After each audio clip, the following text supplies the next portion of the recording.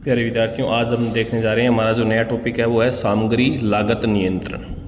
अब इसमें जो सबसे पहले है कि सामग्री नियंत्रण के उद्देश्य, कि सामग्री नियंत्रण क्यों किया जाता है, उसके उद्देश्य, उससे क्या बेनिफिट होता है, यानी महत्व है।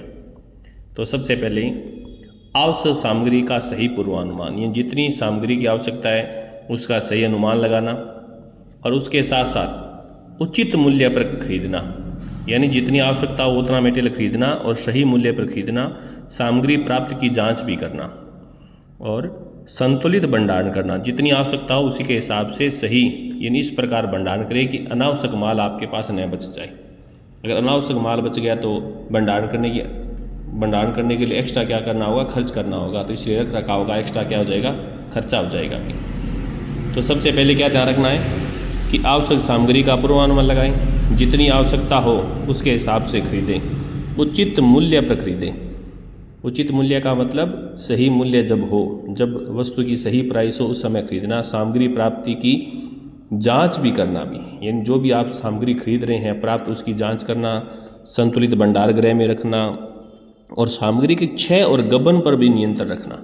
अगर आप कंट्रोल करेंगे तो एक तो क्या होगा, अभी सही अनुमान लगा सकते हैं, उचित मूल्य पर आप खरीद सकते हैं, सामग्री की प्राप्ति जब भी उसकी जांच कर सकते हैं और नियंत्रण रखने से संतुलित भंडार में रहेगी, मतलब अनावश्यक मेटेरियल आपके गोदाम में नहीं रहेगा और सामग्री का क्षय कम से कम होगा, गबन नहीं होगा, क्योंकि आप इस पर कंट्रोल कर रहे हैं। अभी सूचनाएं उपलब्ध होती रहेगी समय समय पर और उत्पादन लागत में क्या आएगी, कमी, और कार्यशील पूंजी का उपयोग सही होगा, क्योंकि जितना आवश्यकता होगा उसी के हिसाब खरीदेंगे और बेच देंगे, फिर वापस पूंजी आ जाएगी, यानी बेकार माल नहीं पड़ा रहेगा। उत्तरदायित्व का क्या होगा, सही निर्धारण भी हो सकेगा। उसके बाद है आवश्यकता, क्योंकि सामग्री नियंत्रण की आवश्यकता क्यों है भी, तो सबसे पहले सही समय पर सही सामग्री मिलने से उत्पादन कार्य में रुकावट को रोका जा सकता है।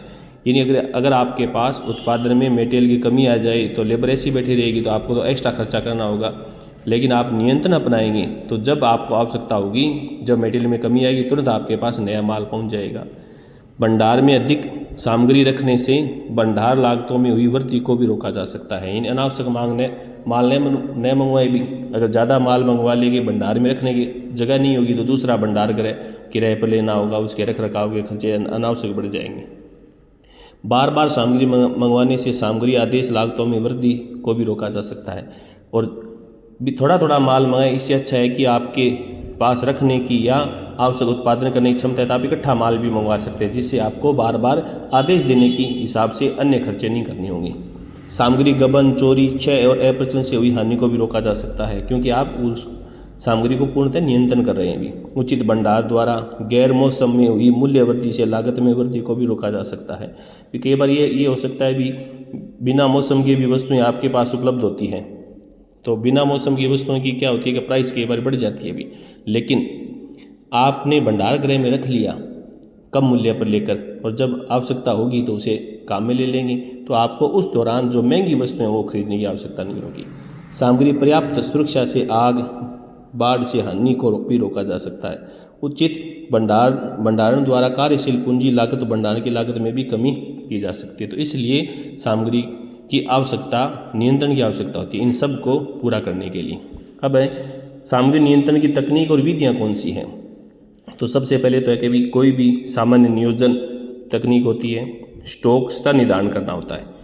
अब स्टॉक स्तर में जैसे सामग्री का पुनः आदेश स्टॉक, जैसे री स्टॉक लेवल, तो इसका सूत्र क्या होगा, maximum consumption rate into maximum reorder period होगा भी।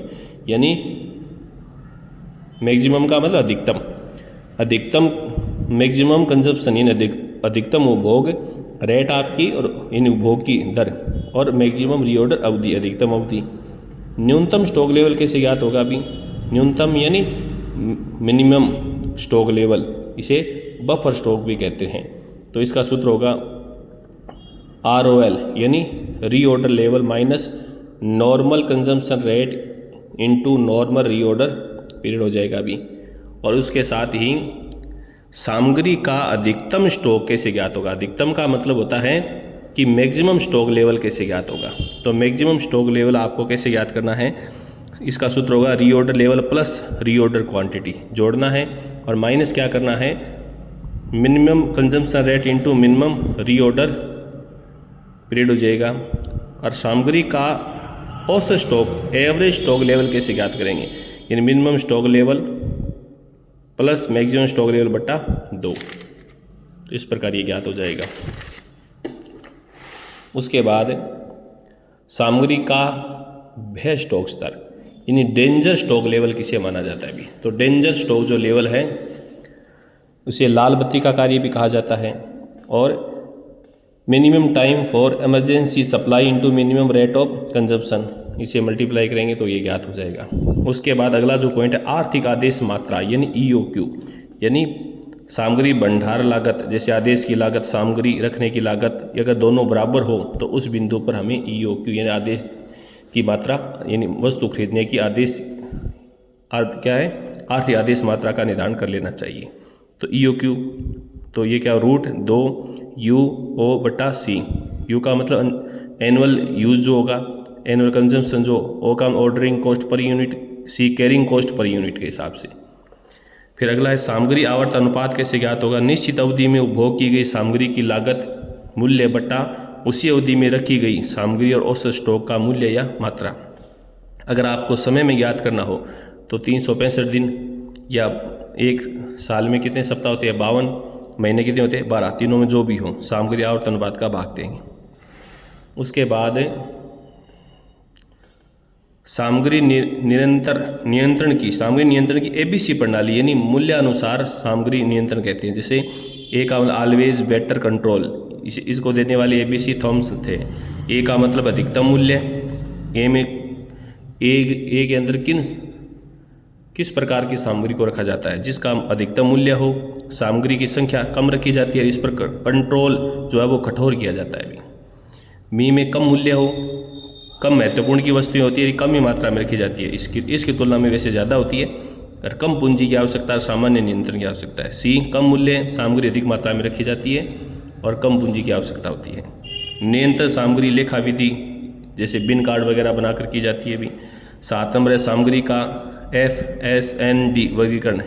F का मतलब फास्ट, सामग्री का शीघ्र प्रयोग करना, S का मतलब स्लो धीरे धीरे, और N का नॉर्मल, और D में DD यानी निष्क्रिय या अप्रत्यक्ष रखी जाती है, जिस पर अधिक नियंत्रण की आवश्यकता होती है।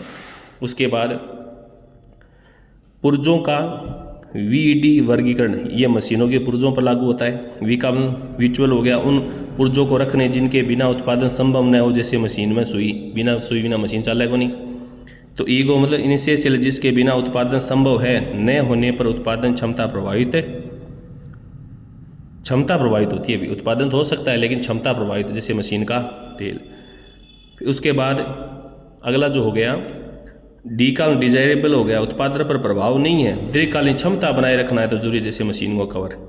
तो अंतिम जो है आपकी इसमें 9 नंबर जस्ट विचारधारा, जस्ट इन टाइम्स, जापान से ली गई एक क्रिया आधारित नियंत्रण है। इन्वेंट्री शून्य स्तर पर लाने का प्रयास होता है और इसमें ये 3 शब्द भी यूज किए जाते हैं। ठीक है, तो इसी के साथ धन्यवाद।